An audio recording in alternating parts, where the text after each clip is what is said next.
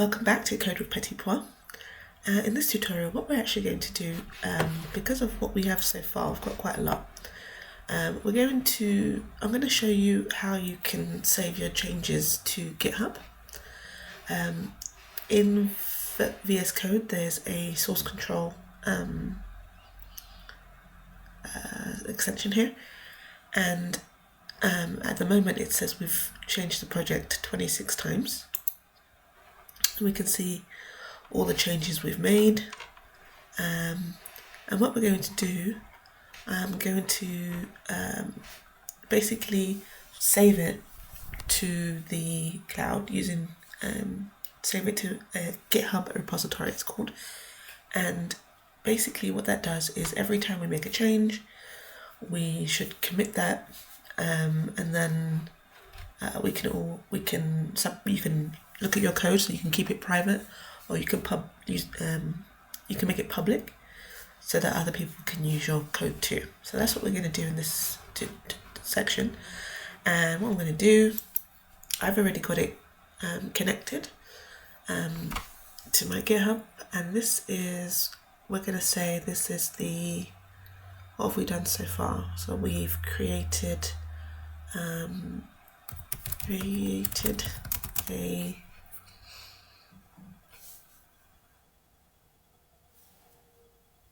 project,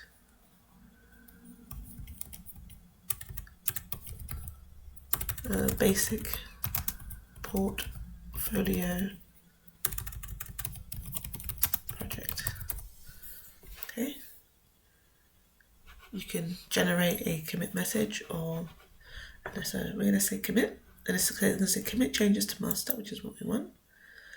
And then because this is the first time that I'm getting the commit, we're going to do publish branch.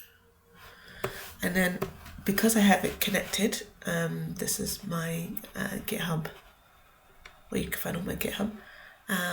You have the option to publish to GitHub repository. So that's what we're going to do. And right now, all my files are going to go into a GitHub repository called Astro Beginner Portfolio. Okay, so now we can open our GitHub, and there it is. That's everything in my that we've done so far. So the pages, which is the index page, the components, which is the nav bar, the project, and the project card.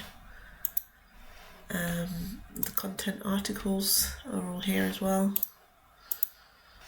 So the config file that we created in the last tutorial, so everything is there. So it's customary every time you make a change to actually commit it, so you can kind of keep track of what you do, just in case you do something and it breaks the code and you want to go back to when it was working. It's a very, very good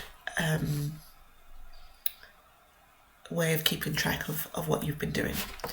So if we look at what we've got so far, this is what we've got so far. And so in the next tutorial, we will take a look at images.